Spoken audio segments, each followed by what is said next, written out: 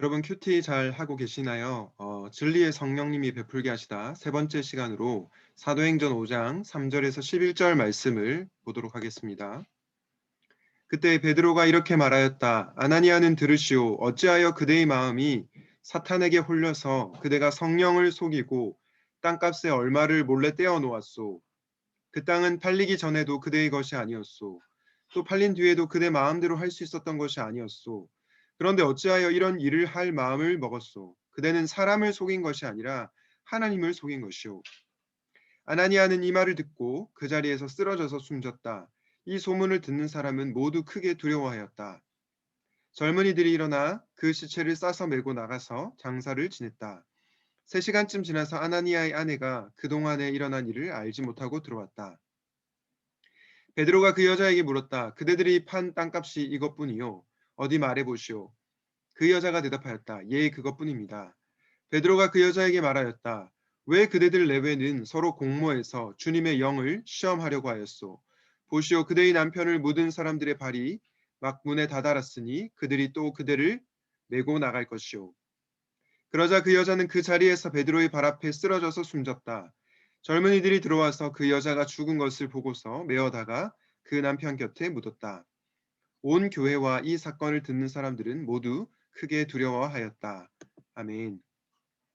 진리의 성령님이 베풀게 하시다. 오늘은 세 번째 시간으로 성령님은 교회를 심판하시고 정화하십니다. 이 주제를 살펴보도록 하겠습니다. 여러분, 아나니아의 죄는 단순히 속임수가 아니었습니다. R. 켄티우스라고 하는 분이요, 이런 얘기를 했는데요. 그것은 단순한 속임수가 아니라 영적인 헌신을 꾸며댄 죄였다. 사람들이 나를 실제보다 더 영적으로 생각하게끔 하는 그런 죄였죠. 예를 들어서 기도하지 않은데 내가 거룩한 기도를 많이 하는 사람처럼 보이려고 하는 거고요. 또 내가 정말 관대한 나눔을 실천하지 않는데 탐욕스러운 나눔, 인정받고 싶고 또 내가 하나님의 영광보다는 내 영광을 드러내고 싶은데 마치 정말 이렇게 관대한 사람처럼 보이려고 하는 그런 위선의 죄, 우리가 수목 큐티 말씀을 통해서 보지 않았습니까? 예, 그 부분에 대해서 얘기를 하고 있습니다. 한마디로 아나니아의 죄는 하나님의 영광을 가로챈 것, 네, 위선의 죄, 큰 죄였다는 것을 우리가 기억할 수 있어야 되겠습니다. 특별히 이 아나니아의 죄는 사람에게 거짓말한 것이 아니었습니다. 사도행전 5장 4절에 보니까 그대는 사람을 속인 것이 아니고 하나님을 속였다라고 얘기하고 있죠. 그렇기 때문에 하나님의 이 강력한 심판을 받게 된 것입니다. 여러분, 아나니아와 삽비라 사건의 교훈은 무엇입니까? 첫 번째로 죄의 심각성을 알아야 한다는 것입니다. 특별히 하나님 앞에서 범죄한 죄의 심각성을 알아야 합니다. 사람들이 모르는 죄를 지었을 때 아무도 내 죄를 보지 못하니까 괜찮다고 생각해서는 안 되는 거죠. 하나님은 알고 계십니다. 거룩하신 하나님 앞에서 우리가 죄의 심각성을 알아야 합니다. 물론 우리가 예수 그리스도를 통해서 용서의 은혜를 경험하지만 정말 하나님을 두려워하는 마음이 있어야 할 줄로 생각합니다. 두 번째로 교회는 거룩의 공동체임을 알아야 합니다. 여러분, 오늘날 교회가 타락한 이유가 무엇입니까? 바로 교회의 거룩성이 상실되었기 때문입니다. 거룩이 없는 사랑은 진짜 사랑이 아닙니다. 이런 맥락에서 당신이 오해하는 하나님의 사랑이라는 책이 있는데요. 이 책에 보면 이런 얘기를 합니다. 오늘날 하나님의 사랑은 죄도 무조건 덮는 사랑이라고 생각하는 경향이 있다. 이러한 생각에는 인간 중심적인 사고가 들어있는데 그러나 우리는 성경에서 말하는 사랑이 철저하게 하나님 중심적인 사랑이라는 것을 발견하게 된다. 하나님의 사랑에는 구원과 동시에 심판이 포함된다는 것이다. 하나님의 사랑은 은혜로우면서도 공의롭고 구원과 심판 이 모든 것이 하나님의 사랑이다. 사랑하는 여러분, 여러분들은 혹시 하나님의 사랑을 오해하고 있지 않습니까? 죄도 그냥 덮어주는 사랑, 죄마저도 아무렇지도 않다고 말하는 사랑, 그건 하나님의 사랑이 아닌 거죠. 왜냐하면 하나님은 거룩하고 공의로우신 분이시기 때문입니다. 부디 바라기는 하나님의 사랑을 오해하지 않기를 바랍니다. 여러분, 우리가 아나니아 삽비라 사건을 통해서 거룩한 공동체가 되어야 된다라고 말씀을 드렸는데요. 교회가 교회되기 위해서 무엇이 필요합니까? 종교개혁자들이 이 세 가지가 있어야 한다고 얘기하는데요. 첫 번째는 말씀의 바른 선포입니다. 어, 교회의 목회자들이, 설교자들이 균형 있게 말씀을 선포해야 하는데요.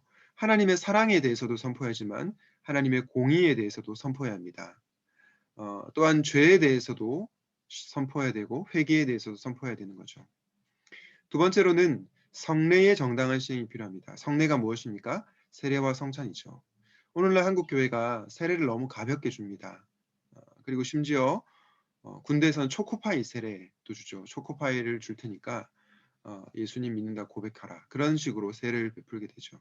그러나 세례는 그런 게 아니죠. 세례는 내가 예수님과 함께 죽고 예수님과 함께 다시 사는 것을 의미합니다. 따라서 우리는 이 세례가 정당하게 시행되어야 되고 성경이 말하는 세례의 의미를 제대로 가르쳐야 할 필요가 있습니다.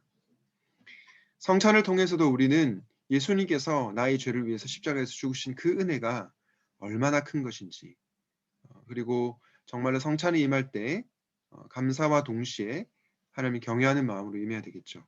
이렇게 성례의 정당한 시행이 될 때 교회가 교회다워집니다.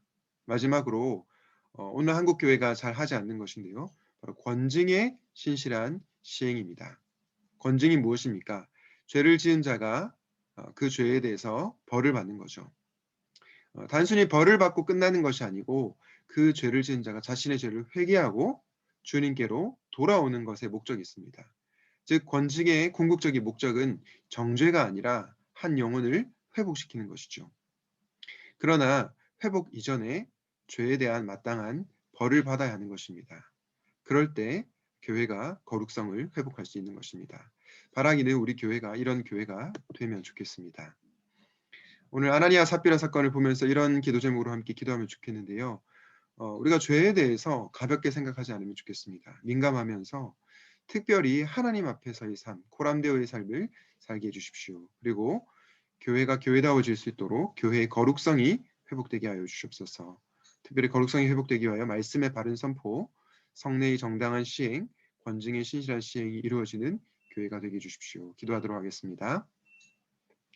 하나님 아버지, 우리가 아나니아와 삽비라 사건을 통해서 우리가 정말로 죄에 대해서 민감해야 함을 배웠습니다.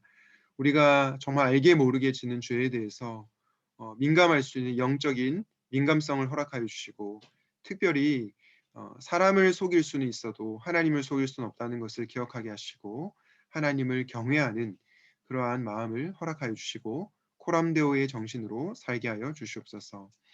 하나님, 교회가 교회다워지기를 원합니다. 교회가 거룩성을 회복하기를 원합니다.